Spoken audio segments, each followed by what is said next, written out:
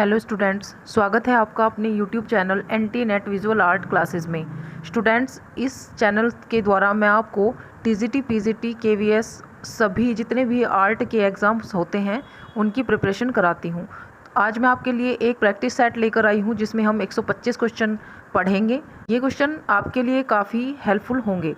तो चलिए स्टार्ट करते हैं पहले क्वेश्चन से। स्टूडेंट्स, अगर आप चैनल पर नए हैं तो चैनल को सब्सक्राइब जरूर कर लें और बेल आइकन का नोटिफिकेशन भी ऑन कर लें, जिससे आपको मेरी सारी वीडियोस के नोटिफिकेशन मिलते रहें। तो चलिए पहले प्रश्न से स्टार्ट करते हैं। कला किस भाषा का शब्द है? कला किस भाषा का शब्द है? तो यह संस्कृत भाषा का शब्द है। कला शब्द का जो प्रथम प्रयोग हुआ था वो ऋग्वेद के 8वें मंडल में यथा कला यथा सफ के रूप में हुआ था। तो कला जो शब्द है वो संस्कृत भाषा का शब्द है। नेक्स्ट देखिए क्वेश्चन, वेदों की रचना किस भाषा में हुई है? तो ये सभी को पता है, वेदों की जो रचना हुई है वो संस्कृत भाषा में हुई है। नेक्स्ट क्वेश्चन देखते हैं, कला सत्य की अनुकृति है। कला सत्य की अनुकृति है, यह कथन किसका है? यह कथन है प्लेटो का। अगला प्रश्न देखते हैं, ललित कला कितने प्रकार की होती है? ललित कलाएं कितने प्रकार की होती हैं? तो ललित कलाएं 5 प्रकार की होती हैं। और ये कौन कौन सी होती हैं? चित्रकला, पहली चित्रकला, मूर्तिकला, स्थापत्य कला, साहित्य कला और संगीत, या इसको कहते हैं काव्य कला। ये 5 प्रकार की होती हैं: चित्रकला, मूर्तिकला, स्थापत्य कला, साहित्य कला एवं काव्य कला। नेक्स्ट क्वेश्चन देखिए, हेगेल ने किस कला को श्रेष्ठ माना है? हेगेल ने किस कला को श्रेष्ठ माना है? तो हेगेल के द्वारा जो श्रेष्ठ कला है वो है काव्य कला। नेक्स्ट क्वेश्चन देखते हैं, हेगेल ने किस कला को निम्न श्रेणी में रखा है, यानी कि सबसे निचली श्रेणी में रखा है? तो यह है स्थापत्य कला। हेगेल के द्वारा जो निम्न श्रेणी की कला है वो स्थापत्य कला है। नेक्स्ट क्वेश्चन देखते हैं 7, कला का यथार्थवादी प्रयोग जो है सर्वप्रथम किसने किया था? कला का यथार्थवादी प्रयोग जो किया था वो भरत मुनि ने किया था। अगला क्वेश्चन देखिए, भारतीय चित्रकला की उत्पत्ति। भारतीय चित्रकला की उत्पत्ति जो है वो प्रागैतिहासिक काल यानी कि शिला चित्रों से मानी जाती है। चित्रपट चित्र बने होते हैं। चित्रपट चित्र बने होते हैं, तो ये कपड़े और चमड़े पर बनाए जाते हैं। नेक्स्ट क्वेश्चन देखते हैं, भारतीय चित्रकला की विशेषता क्या है? भारतीय कला जो है उसकी जो एक विशेषता है वो है सत्यम, शिवम और सुंदरम। सत्यम, शिवम, सुंदरम जो है वो भारतीय चित्रकला की विशेषता है। अगला प्रश्न देखते हैं, षडंग का सिद्धांत किस ग्रंथ से है? षडंग का सिद्धांत जो है वो किस ग्रंथ से है? तो यह है कामसूत्र। कामसूत्र जो यशोधर पंडित द्वारा 11वीं से 12वीं शताब्दी में रचित हुआ है या लिखा गया है। अगला प्रश्न देखते हैं, षडंग का लेखक कौन है? षडंग का लेखक कौन है? तो षडंग के जो लेखक है यशोधर पंडित। यशोधर पंडित द्वारा षडंग का लेखन किया गया है। नेक्स्ट क्वेश्चन देखिए, भारतीय शिल्प के षडंग पुस्तक के लेखक। यहाँ पर देखिए भारतीय शिल्प के षडंग पुस्तक के लेखक पूछा गया है, तो ये है अवनींद्रनाथ टैगोर। और जो ये भारतीय शिल्प षडंग पुस्तक जो लिखी थी अवनींद्रनाथ टैगोर ने, वो लिखी गई थी 1921 में। 1921 में। नेक्स्ट क्वेश्चन देखते हैं, philosophy of fine art. Philosophy of fine art ग्रंथ के लेखक कौन है? फिलोसफी ऑफ फाइन आर्ट ग्रंथ के लेखक हैं हेगेल। ये हिमेल लिखा हुआ है, ये हेगेल है। यहाँ पर अगर हेगेल का पूरा नाम पूछ लिया जाए किसी क्वेश्चन में, तो इनका पूरा नाम जो हो जाएगा वो हो जाएगा जॉर्ज विल्हेम फ्रेडरिक हेगेल। यहाँ पर देखिए मैंने लिख भी दिया है, इनका जो पूरा नाम है वो है George Wilhelm Friedrich Hegel. George Wilhelm Friedrich यहाँ पर फ्रेडरिक हेगेल, इनका जो है वो पूरा नाम है। अगला प्रश्न देखिए, चित्रसूत्र का प्रथम अंग्रेजी अनुवाद किसने किया? तो यह किया था डॉक्टर स्टेला क्रैमब्रिज ने। डॉक्टर स्टेला क्रैमब्रिज ने। तो चित्रसूत्र का जो प्रथम अंग्रेजी अनुवाद किया था वो स्टेला क्रैमब्रिज ने किया था। ये पहली बार जो है 1912 में प्रकाशित हुआ था। इसका पहला अंग्रेजी अनुवाद जो किया था और किस सन में किया था, तो 1924 में इन्होंने इसका अनुवाद इंग्लिश में किया था, स्टेला क्रैम्ब्रिज ने। नेक्स्ट क्वेश्चन देखिए, विष्णु धर्मोत्तर पुराण के लेखक कौन हैं? विष्णु धर्मोत्तर पुराण के लेखक हैं मार्कंडेय मुनि। एक बार देख लेते हैं इन्होंने किस सन में विष्णु धर्मोत्तर पुराण को लिखा था। तो विष्णु धर्मोत्तर पुराण के लेखक हैं मार्कंडेय मुनि और इन्होंने 650 AD यानी कि 650 ईस्वी में इसको लिखा था। नेक्स्ट क्वेश्चन देखते हैं, चित्रसूत्र किस ग्रंथ का अंग है? चित्रसूत्र किस ग्रंथ का अंग है? तो यह विष्णु धर्मोत्तर का अंग है। चित्रसूत्र जो है वो किस ग्रंथ का अंग है? विष्णु धर्मोत्तर पुराण का। नेक्स्ट क्वेश्चन देखिए, चित्रसूत्र में कितने रंगों का उल्लेख मिलता है? चित्रसूत्र में कितने रंगों का उल्लेख मिलता है? 5 का। अगला प्रश्न देखते हैं, भरत मुनि के अनुसार संख्या है वो कितनी है? भरत मुनि के अनुसार रसों की संख्या 8 है। नेक्स्ट देखिए, चित्र लक्षण के रचयिता कौन है? चित्र लक्षण के रचयिता नग्नजीत हैं। अगला प्रश्न देखते हैं, अभिलाषितार्थ चिंतामणि के लेखक, अभिलाषितार्थ चिंतामणि के लेखक कौन है? तो अभिलाषितार्थ चिंतामणि के लेखक है सोमेश्वर। नेक्स्ट क्वेश्चन देखते हैं, कामदेव के चित्र का उल्लेख मिलता है। कामदेव के चित्र का उल्लेख किस ग्रंथ में मिलता है? तो यह गीत गोविंद में मिलता है। नेक्स्ट क्वेश्चन देखिए, रामायण में उल्लेखित सीता की स्वर्ण प्रतिमा किस शिल्प से बनवाई गई थी? रामायण में उल्लेखित सीता की स्वर्ण प्रतिमा किस शिल्पी ने बनाई थी? तो यह मैं नामक जो शिल्पी थे उन्होंने बनाई थी। नेक्स्ट क्वेश्चन देखिए, महाभारत में अनिरुद्ध का चित्र बनाया। महाभारत में अनिरुद्ध का चित्र चित्रलेखा ने बनाया था। किस ग्रंथ में चित्रकला का सबसे ऊंचा स्थान दिया गया है? किस ग्रंथ में चित्रकला को सबसे ऊंचा स्थान दिया गया है? तो यह है चित्रसूत्र। चित्रसूत्र जो है उसमें चित्रकला को सबसे ऊंचा स्थान दिया गया है। अगला प्रश्न देखते हैं, चित्रकला की उत्पत्ति का वर्णन किस वेद में है? तो यह ऋग्वेद में है। ऋग्वेद में जो है वो चित्रकला की उत्पत्ति का वर्णन किया गया है। नेक्स्ट क्वेश्चन देखिए, निम्नलिखित में कौन असंबद्ध है? तो यहाँ पर चित्रकार जो है वो असंबद्ध हो जाएगा। रेखा, अनुपात, वर्ण, ये सभी जो हैं वो सिद्धांत होते हैं। रेखा, अनुपात, वर्ण, रंग जो होता है ये तत्व और सिद्धांत में आते हैं, जबकि चित्रकार इनसे अलग हो जाएगा। नेक्स्ट देखिए क्वेश्चन, रस का क्या अर्थ है? रस का क्या अर्थ है? तो रस का अर्थ होता है दर्शक के मन में आनंद की अनुभूति होना या किसी चित्र को देखकर आनंद का अनुभव होना ही रस का अभिप्राय होता है। अगला प्रश्न देखते हैं, वर्णिका भंग का तात्पर्य क्या है? वर्णिका भंग का तात्पर्य होता है नाना वर्णनों की सम्मिलित भंगिमा। तो यहाँ पर राइट आंसर हो जाएगा अनेक प्रकार की सम्मिलित जो भंगिमा यानी कि भाव होते हैं, जो भाव होते हैं उनको ही वर्णिका भंग कहा जाता है। नाना यानी कि अलग अलग वर्गों की, अलग अलग प्रकार की जो एक साथ सम्मिलित भाव होते हैं, भंगिमा होती है, वह वर्णिका भंग कहलाती है। नेक्स्ट क्वेश्चन देखते हैं, माइकलेंजेलो ने मानव देहावकृति को कितने भागों में बांटा? माइकलेंजेलो ने मानव देहावकृति को कितने वर्गों में, कितने भागों में बांटा? तो यह 8 भागों में इन्होंने बांटा था। जो एक ताल जो होता है वो होता है 1 अंगुल के बराबर। एक ताल जो होता है वो 1 अंगुल के बराबर होता है और माइकलेंजेलो ने मानव देहाकृति को 8 भागों में विभक्त किया है। अगला प्रश्न देखते हैं, संबद्धता का सिद्धांत जो है वो कहा जाता है, संबद्धता का सिद्धांत जो है वो कहा जाता है प्रमाण। प्रमाण यानी कि अनुपात। अगला प्रश्न देखिए, भारतीय सौंदर्य शास्त्र के प्रथम दार्शनिक कौन थे? तो ये थे भरत मुनि। अगला प्रश्न देखिए, रसध्वनि को श्रेष्ठ माना जाता है आनंद वर्धन। रसध्वनि को श्रेष्ठ माना है आनंद वर्धन के द्वारा। अगला प्रश्न देखिए, सर्वश्रेष्ठ रस माना जाता है, सर्वश्रेष्ठ रस जो होता है वो कौन सा माना जाता है? श्रृंगार रस। नेक्स्ट देखिए, अंतराल में स्थित रूप के कितने आयाम होते हैं? तो अंतराल में स्थित रूप के 2 आयाम होते हैं। अगला प्रश्न देखते हैं, चित्र का प्राण होता है, चित्र का प्राण रंग होता है। सहजानुभूति का सिद्धांत किसने दिया? सहजानुभूति का सिद्धांत जो दिया वो क्रोचे द्वारा दिया गया।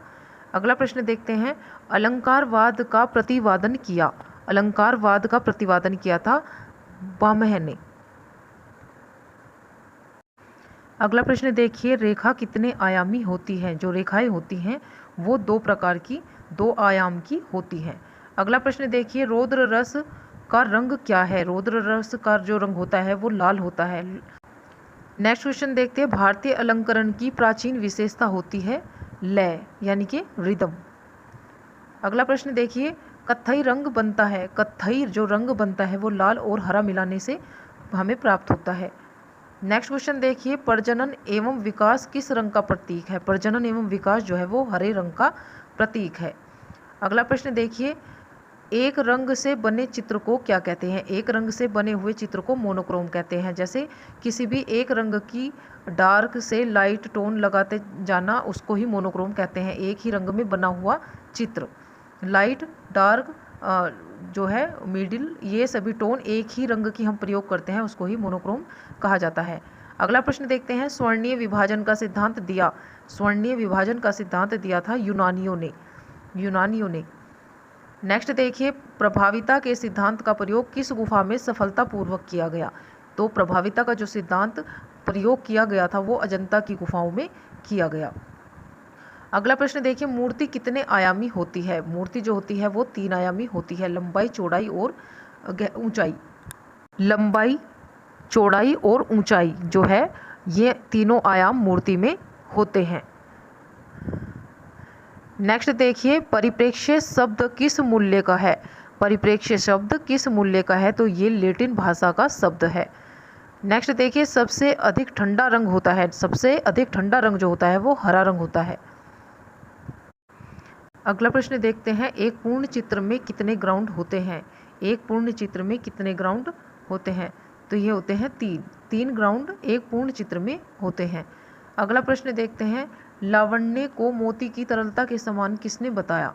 लावण्य को मोती की तरलता के समान जो बताया है वो रूप में बताया गया है। लावण्य का जो अर्थ होता है वो सुंदरता ही होता है। यहाँ पर जो तीनों ऑप्शन दिए गए हैं ये जो रचयिता हैं, लेखकों के नाम है ये, लेकिन यहाँ पर रूप जो है वो बिल्कुल अलग दिया गया है और लावण्य का जो तात्पर्य है वो एक रूप से ही संबंधित है, इसलिए राइट आंसर रूप हो जाएगा। नेक्स्ट क्वेश्चन देखते हैं 53, अवनींद्रनाथ टैगोर ने किस माध्यम से अपने चित्र बनाए थे? तो इन्होंने जल रंग से चित्रांकन किया है। नेक्स्ट देखिए, जल रंग की खोज की थी, जल रंग की खोज की थी वो की थी पॉल सेंडबॉय ने। नेक्स्ट देखिए, प्रसिद्ध वॉश पेंटिंग शैली कहाँ विकसित हुई? प्रसिद्ध वॉश पेंटिंग शैली जो हुई थी विकसित वो बंगाल में हुई थी।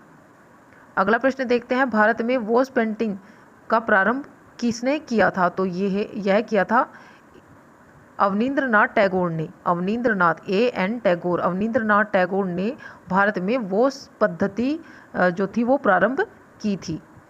नेक्स्ट देखिए क्वेश्चन, रैपिड स्केच किसे कहते हैं? रैपिड स्केच जो है वो फास्ट स्केच को कहते हैं, यानी कि जो इंस्टेंट स्केचिंग होती है या फास्ट स्केचिंग होती है, एक फटाफट से कोई भी रेखांकन करना, उसको फास्ट स्केचिंग कहते हैं।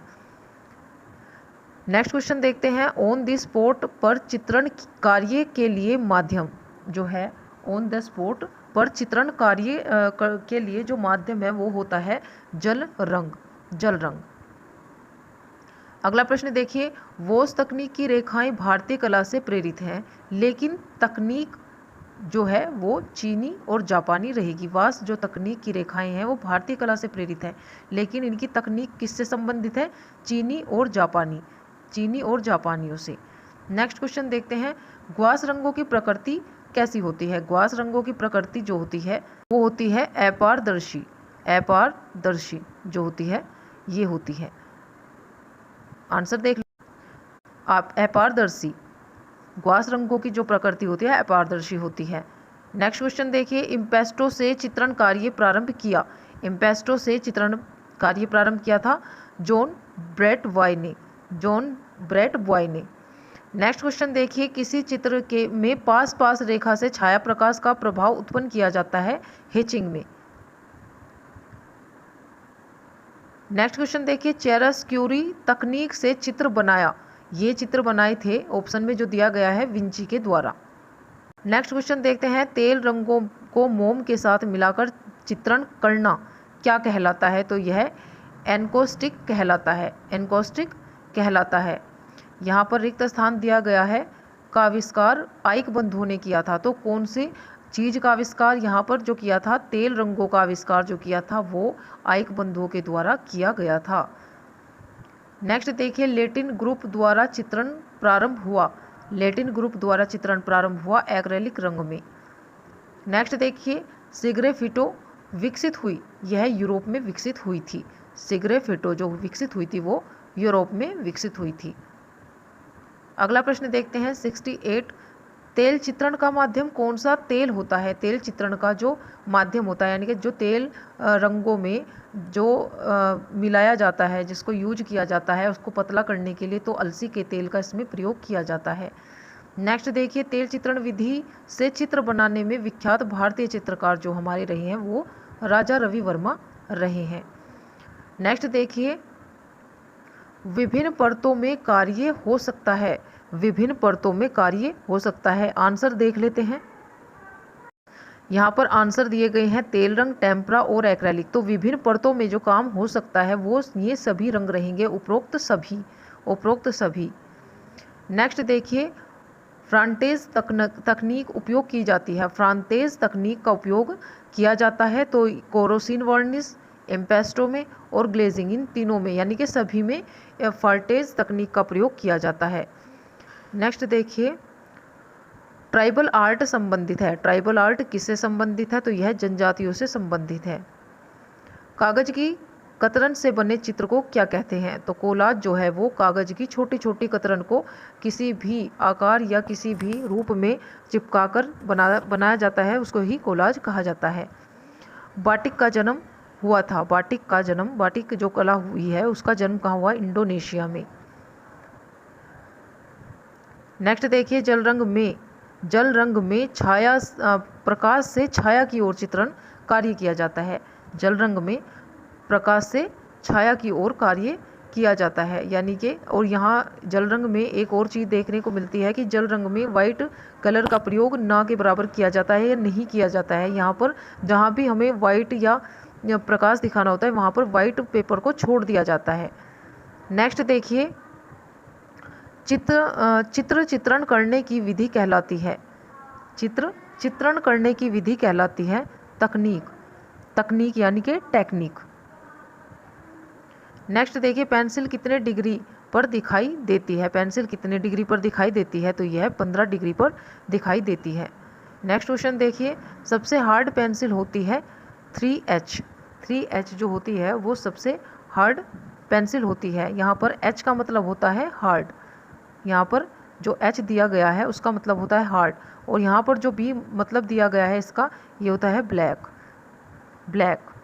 6B जो होती है वो काफ़ी सबसे सॉफ्ट पेंसिल होती है, जो ऑप्शन के अनुसार यहाँ पर मैं बता रही हूँ आपको।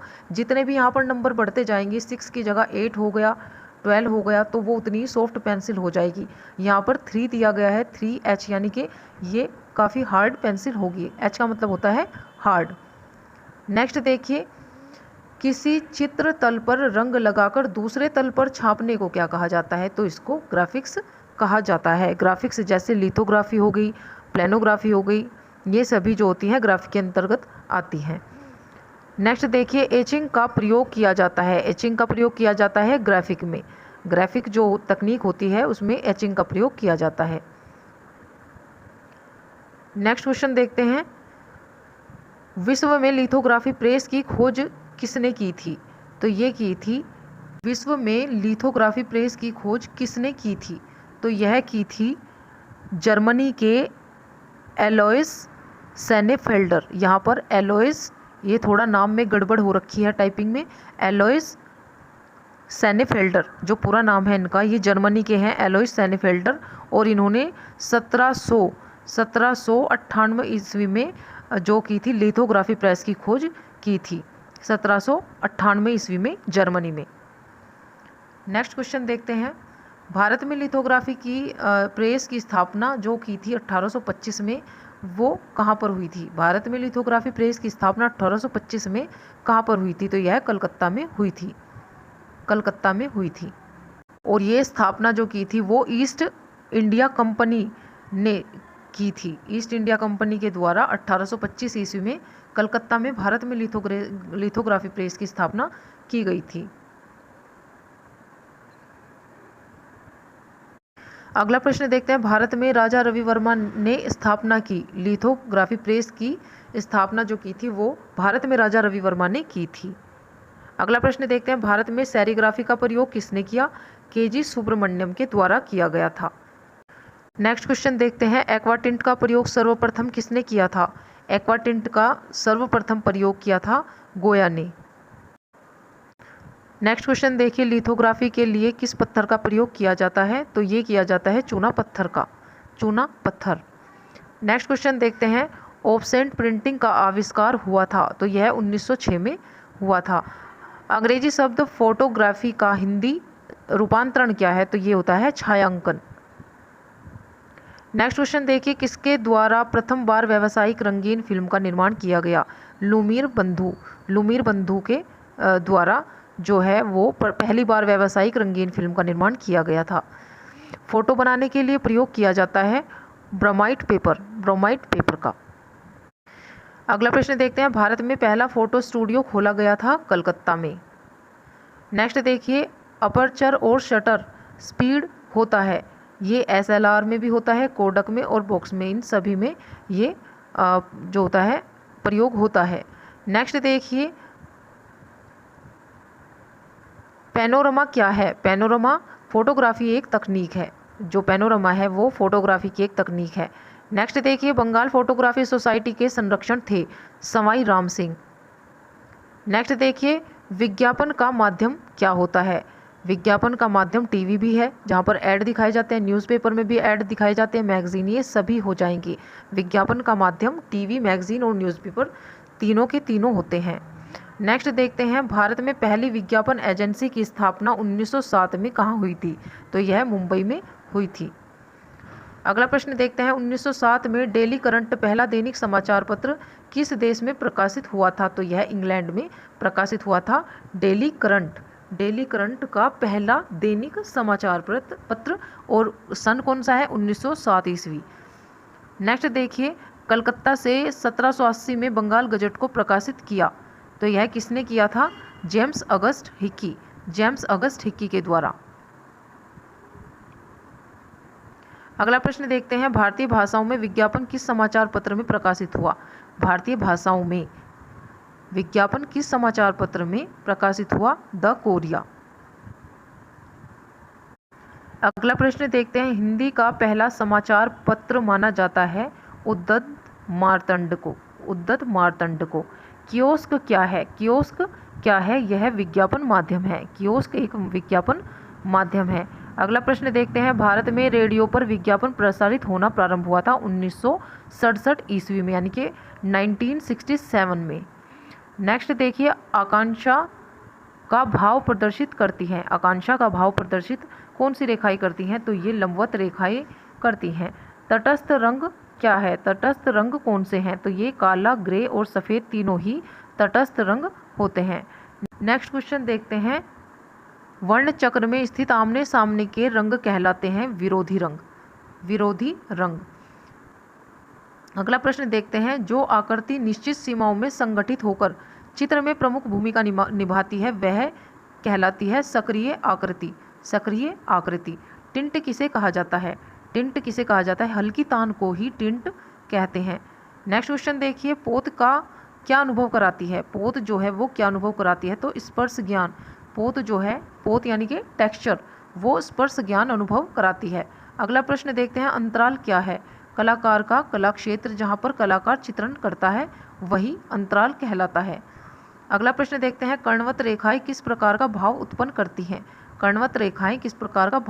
करती हैं? आंसर हो जाएगा बेचैनी। कर्णवत रेखाएं जो हैं वो बेचैनी भाव उत्पन्न करती हैं। वर्ण की उत्पत्ति किससे होती है? तो यह प्रकाश से होती है। प्रकाश की 7 रंगतों का सही क्रम क्या है? प्रकाश की 7 रंगतों का सही क्रम है विबग्योर। लिक्योर में violet, indigo, blue, green, yellow, orange, red. Violet, indigo, blue, green, yellow, orange और रेड, ये इसकी फुल मीनिंग है। ये प्रकाश की 7 रंगतों का सही क्रम है, यानी कि बैंगनी, इंडिगो, नीला, हरा, पीला, नारंगी, लाल। नेक्स्ट देखते हैं, अबाध गति से बिंदुओं को अंकित करने से प्रदर्शित होती है। अबाध गति से बिंदुओं को अंकित करने से प्रदर्शित होती है, तो ये होती है रेखा प्रदर्शित। एक पुंजीय रेखा क्या भाव प्रदर्शित करती हैं? एक पुंजीय रेखाएं जो हैं वो प्रसार भाव को उत्पन्न करती हैं। रंगत मान का तथा सघनता क्या है? रंगत मान सघनता जो होते हैं वो रंग के गुण होते हैं। नेक्स्ट देखिए, लय गति को व्यक्त करती है। लय पूर्ण गति को व्यक्त करती है, ये करती है कुंडलित रेखाएं। कुंडलित रेखाएं। नेक्स्ट देखिए, एस्थेटिक शब्द किस भाषा से लिया गया है? तो यह यूनानी भाषा से लिया गया है। यूनानी भाषा से लिया गया है। प्राचीन समय में कला के लिए किस शब्द का प्रयोग होता था? शिल्प का। शिल्प का। अगला प्रश्न देखते हैं, कला प्रभावों की अभिव्यक्ति है, किसका कथन है? कला प्रभावों की अभिव्यक्ति यह क्रोचे का कथन है। अगला प्रश्न देखते हैं, कारुशिल्प क्या है? कारुशिल्प जो है वो उपयोगी कलाएं हैं। नेक्स्ट देखिए, रिपब्लिक नामक पुस्तक के लेखक हैं प्लेटो। नेक्स्ट क्वेश्चन देखिए, सुम्मेलित कीजिए। सुम्मेलित कीजिए, तो यहाँ पर राइट आंसर हो जाएगा कामसूत्र, वात्स्यायन। कामसूत्र, वात्स्यायन, काव्यशास्त्र, अरस्तु, एस्थेटिक, बाउमगार्टन, रिपब्लिक, प्लेटो। राइट आंसर हो जाएगा कामसूत्र जो है वो वात्स्यायन की रचना है, काव्यशास्त्र अरस्तु द्वारा, एस्थेटिक बाउमगार्टन द्वारा, रिपब्लिक जो है वो प्लेटो द्वारा। तो यहाँ पर राइट आंसर हो जाएगा, राइट आंसर हो जाएगा सी। नेक्स्ट देखिए, यहाँ पर भी सुम्मेलित करना है। राइट आंसर हो जाएगा Germany, Baumgarten Germany, Roger Fry France, Ruskin Britain और अरस्तु यूनान। एक बार और देख लीजिए, Baumgarten Germany, Roger Fry France, Ruskin Britain और अरस्तु यूनान। राइट आंसर हो जाएगा। नेक्स्ट और लास्ट क्वेश्चन देखते हैं, कालक्रम पर आधारित क्रम से सही चयन करें। राइट आंसर हो जाएगा बाउमगार्टन, कांट, हीगेल और शोपेनहावर। स्टूडेंट्स, आशा करती हूँ आपको ये प्रैक्टिस सेट काफ़ी हेल्पफुल लगा होगा और आपके लिए ये क्वेश्चन बहुत ज़्यादा महत्वपूर्ण भी होंगे। अगर आपको वीडियो अच्छी लगी हो तो वीडियो को लाइक करें। चैनल को सब्सक्राइब नहीं किया है तो चैनल सब्सक्राइब जरूर कर ले और बेल आइकन का नोटिफिकेशन भी ऑन कर लें, जिससे आपको मेरी सारी वीडियोज़ के नोटिफिकेशन टाइम टू टाइम मिलते रहें। और अगर कहीं पर कोई त्रुटि होती है बाय मिस्टेक तो आप मुझे कमेंट कर सकते हैं। ज़्यादा से ज़्यादा वीडियो को शेयर भी करें। Thank you.